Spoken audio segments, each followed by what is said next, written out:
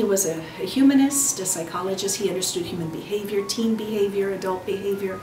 And there's always going to be a place where students can connect to Shakespeare. You get like history from it, you get writing from it, you get acting from it.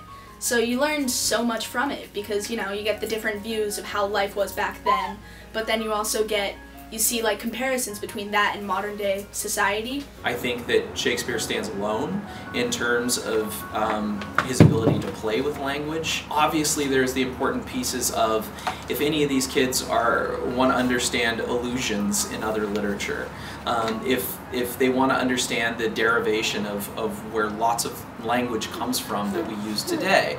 There's so much that the kids are getting from seeing or reading Shakespeare.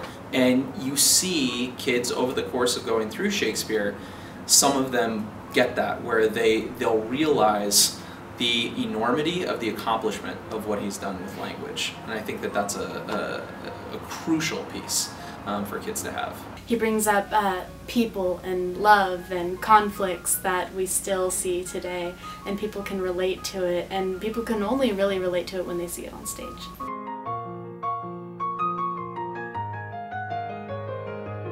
This is not Shakespeare's play. This is the text of Shakespeare's play. Shakespeare's play was a play, is a play. You don't want students getting turned off to what is such a valuable, beautiful piece of the English language.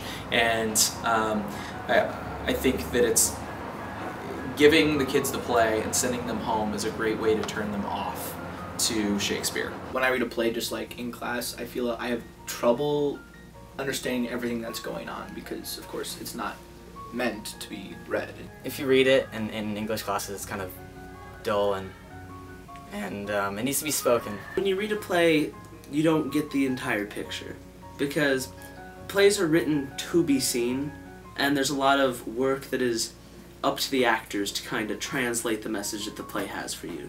I have to tell you that one of the kids had Asperger's, and so that's really different for him. To see it, there's already a distance, a social distance for an Asperger's kid. It's so much healthier for him and so much more real for an Asperger's kid to see it on the stage. I think all English teachers understand that Shakespeare, when he wrote the plays, didn't intend for people to sit and read the plays by themselves. It was intended to be something where they were actually witnessed. And the idea of students sitting by themselves and trying to go through this text is kind of ridiculous. Regardless of how strong readers are, they're missing a big piece of what it's all about.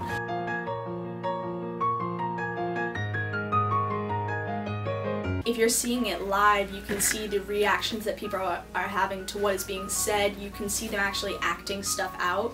So you kind of get like the interpretation of what is happening, whereas if you just are reading it, you don't get the same reactions, you don't get the same emphasis on certain words that people otherwise would put on. Being able to see Shakespeare performed, whether it's in a classroom or on a stage, is more immediate for the kids. I think teachers are always limited by reading the play or watching it on a TV screen, and that's a distancing factor. It's not the same as experiencing live theater performances. Seeing people actually doing these things, actually saying these things, putting emphasis where emphasis needs to be put, helps people really understand. I think because people just naturally relate to people better than they relate to words on a piece of paper. I know in school we read it, people get bored, and there's no possible way that you could get bored watching it on stage.